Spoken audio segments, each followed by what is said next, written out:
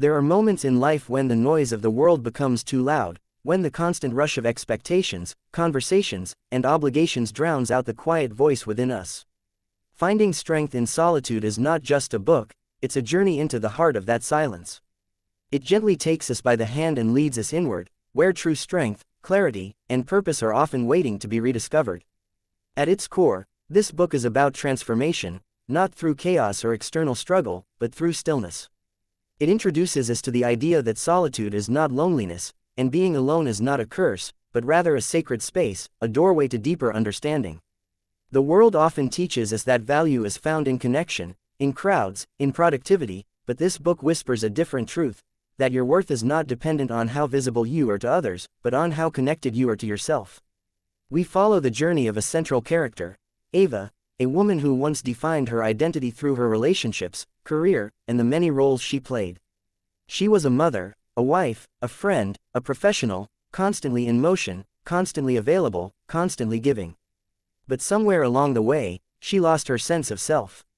There was a quiet ache in her soul that no amount of praise, success, or affection could soothe. And then life, as it often does, offered her a pause, not a gentle one, but a painful, necessary interruption. A divorce, a career shift, her children moving away. The silence that followed felt like abandonment at first. But it became something else.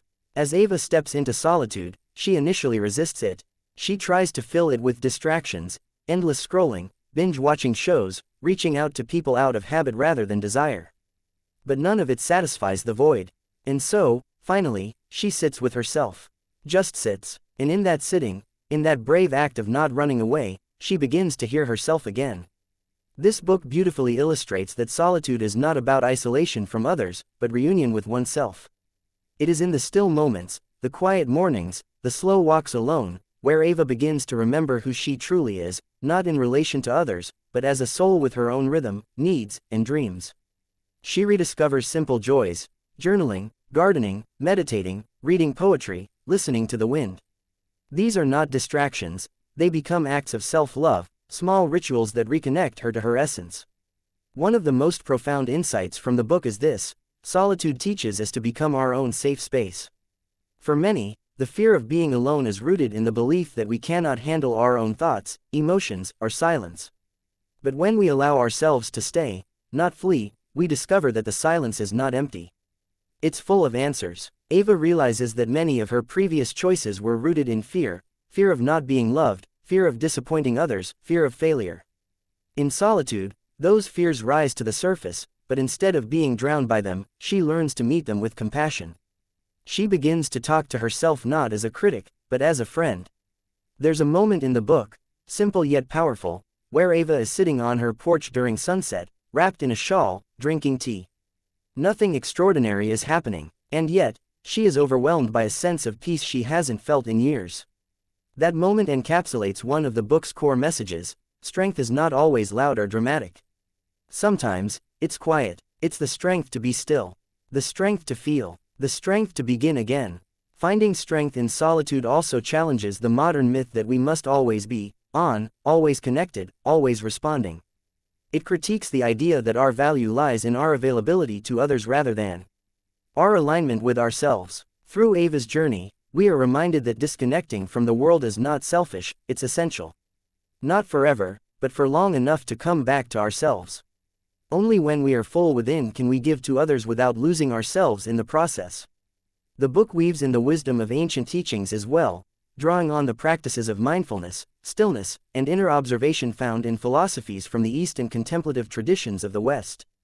These teachings serve as a backdrop to Ava's transformation, showing that the path she walks has been walked by sages, seekers, and mystics for centuries. And while the world may have changed, the inner terrain of the soul remains timeless. Another key lesson from the book is about boundaries.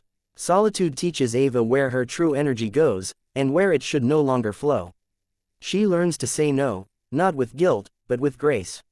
She learns that not every call must be answered, not every invitation accepted. This clarity doesn't come from bitterness, but from self-awareness.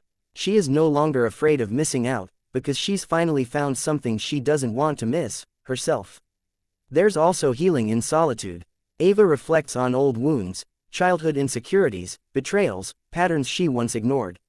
Solitude becomes a space where healing begins. She writes letters she doesn't send. She cries without needing to explain. She forgives, not for others, but to set herself free. This part of her journey is raw and real, and the book doesn't sugarcoat it.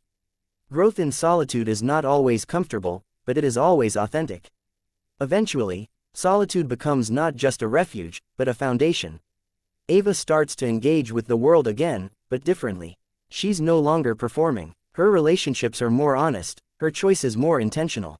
She no longer fills her calendar to avoid herself. Instead, she creates a life that honors her pace, her needs, her truth. She begins to attract different people, those who resonate with her authenticity rather than her image. The transformation is subtle yet profound. Ava doesn't become someone else, she becomes more herself. And that is perhaps the greatest power of solitude. It returns us to who we were before the world told us who we should be. Finding strength in solitude invites us all to pause, to stop running long enough to ask ourselves, who am I when no one is watching? What do I truly want when I'm not trying to please? What kind of life feels aligned with my soul, not just my obligations? In a world that often equates solitude with sadness, this book flips the narrative. It tells us that solitude can be sacred. It can be liberating. It can be healing. It is not the absence of connection, it is the restoration of it. Connection with self, with nature, with the divine. And perhaps the most beautiful message of all is this: you don't have to fear being alone. Because within you lives a companion who is wise, whole, and loving, you. When you befriend yourself, you are never truly alone. You carry your own light, and in that light, you find not just peace, but power. This book is more than a story. It is an invitation to step away from the noise, to sit with yourself, to listen deeply.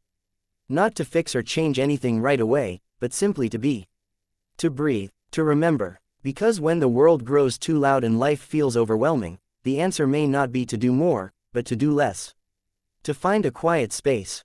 To close your eyes, and to trust that within your own soul lies the strength you've been searching for all along.